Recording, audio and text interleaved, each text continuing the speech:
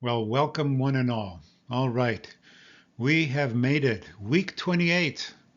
And if you've been following along, you already know the theme, the scale. Some days it's encouraging, other days not so much. And this week I want to slow things down and I want to talk why those daily ups and downs can really mess with your head, especially when you feel like you're doing everything right. Because here's the key idea. Fat loss doesn't happen neatly and it doesn't happen daily. It doesn't even happen on a scale the scale is required to follow. What does matter is the direction that things are moving over time. And when we look at that direction calmly and honestly, the story is often much better than the scale is letting on. And before we move any further, a quick word about context. So my name is George Logan, and this channel is called GLP-1 for Seniors. I am a biological scientist, and I'm also living this journey myself. What I'm sharing here isn't theory. It's what biology shows and what I'm seeing play out in real life, especially for those of us doing this later in life. And one of the biggest lessons I've had to learn and obviously relearn many times is this. Daily scale changes are not the same thing as daily fat changes, and certainly not changes to one's overall health. Your body holds water for lots of good reasons. A salty meal, a harder than usual workout, less than ideal sleep. Even a cold or a virus you don't fully feel yet can quietly raise inflammation and shift fluids behind the scenes. All of that can move the scale up or down quickly, sometimes literally overnight. But fat loss doesn't work that way. It moves slowly, patiently, and consistently over time. And that's why this journey works best when we're patient with our bodies and we give ourselves plenty of grace and focus on patterns over time, not just single numbers on the scale. All right, so this is the part that really gets our attention.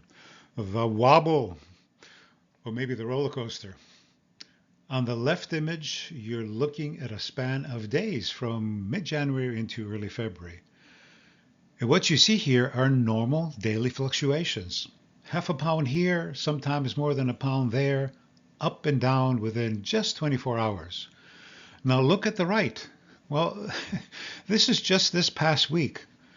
I started at in the 203 range, drifted up into the 205 territory, then dropped back down to my lowest number so far at almost 202, and then right back up again. And when the dust settled, the net loss for the week was only about a half a pound. I'm still happy with that. But this is where most people think, yikes, because emotionally it feels like a lot happened even when physiologically things are actually moving exactly the way they should. All right, so this is the view that really matters. And when we zoom out and look at the long-term trend, the noise begins to fade away. Since July 28th, the scale is down 53.2 pounds, not because of a single week, not because of perfect days, but because of consistency over time. But if you look closely at this line, you'll notice something interesting. It's still a little wobbly.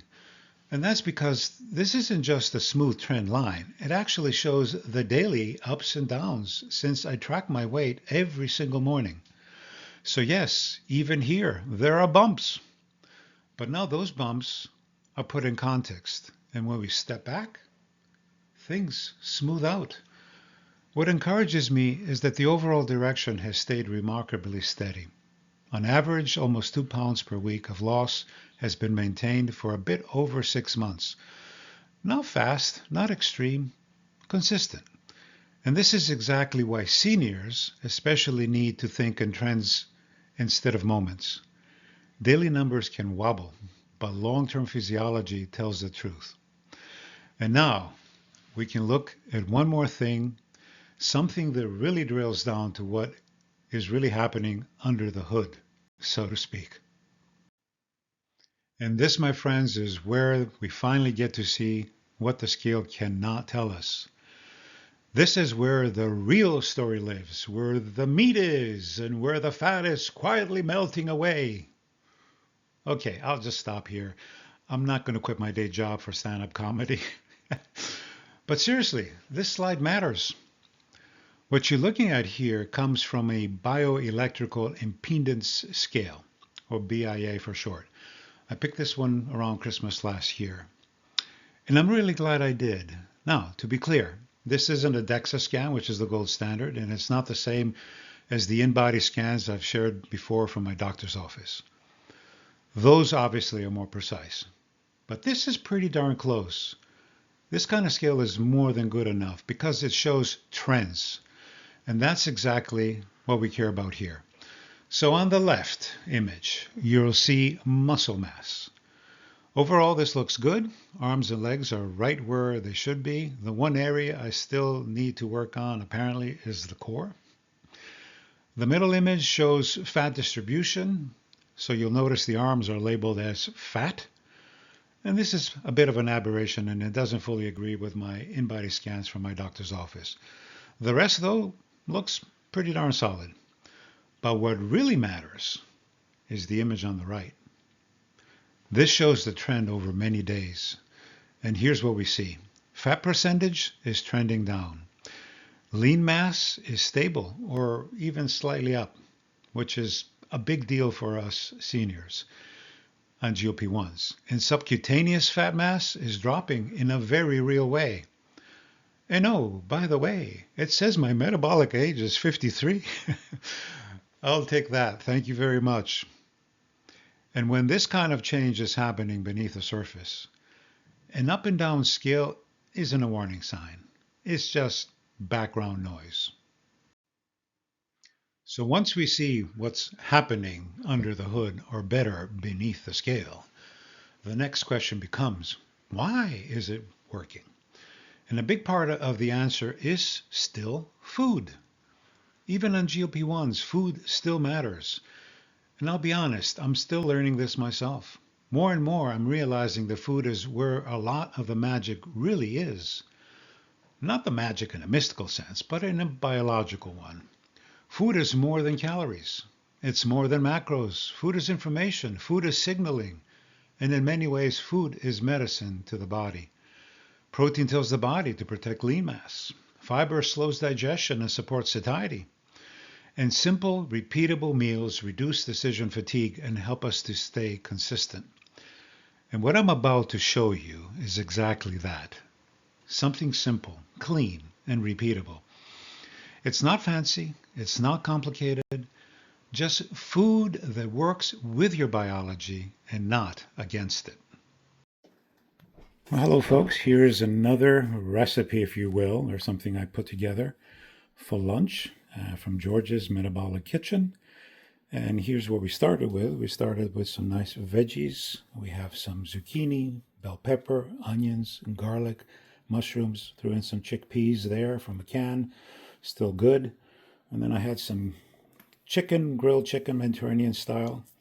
I used obviously some good avocado oil and some extra virgin olive oil. Spiced it up with some Italian seasoning, some garlic, some capers. You can see some pignoli nuts. I threw a little bit of Parmesan cheese, which is good. And I finished it off with some lemon.